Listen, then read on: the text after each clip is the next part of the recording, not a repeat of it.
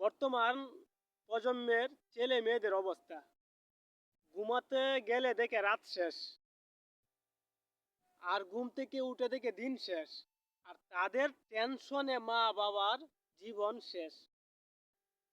মানে কি একটা অসুস্থ জাতি আমরা এখন হয়েছি। তাদের কথা বলতে গেলে আসলে নিজের কাছেই নিজেকে ছোট মনে হয়, এবং নিজেকে মনে হয় যেন একটা মানে আজগুবি সভ্যের মধ্যে আমরা বসবাস করতেছি। মোবাইল ইন্টারনেট আসলে আমরাও কিন্তু ইউজ করতেছি, আমরা কিন্তু এটার বাহিরে না। এই যে আজকে আপনাদের সাথে কথা বলতেছি, তা আমি কি মোবাইল দিয়ে কথা বলতেছি না, ভিডিও করতেছি না? আমিও তো একজন ইউটিউবার এবং কন্টেন্ট ক্রিয়েটর।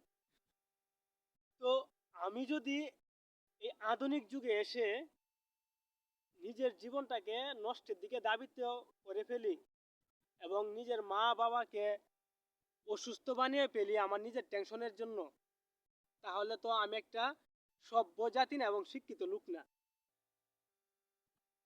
তো এই বিষয়ে কথাবার্তা বলতে গেলে শেষ হবে না। শুধু এটাই বলি যে আমরা যারা এখন কাগজে কলমে শিক্ষিত রয়েছি, তারা একটু পরিবর্তন হয়। এই সোশ্যাল মিডিয়ার যুগটাকে এত গুরুত্ব না দিয়া বাস্তব জীবনটাকে উপলব্ধি করি। হ্যাঁ, দেখেন নাই কিরকম একটা জায়গার মধ্যে আইসা বসে রয়েছি। জীবনটাকে উপভোগ করতে হবে, জীবনকে উপভোগ করতে হবে, তাহলে দেখবেন সবকিছু ভালো লাগবে।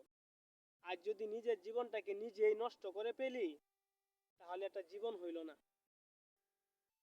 তো সকলে ভালো থাকবেন, সুস্থ থাকবেন, এবং অ্যাডভাইসটা মাথায় রাখবেন। YouTube channel Syed Rasel Ahmed, Facebook page Syed Rasel Ahmed, follow subscribe করবেন। I come back a new video. আল্লাহ হাফেজ।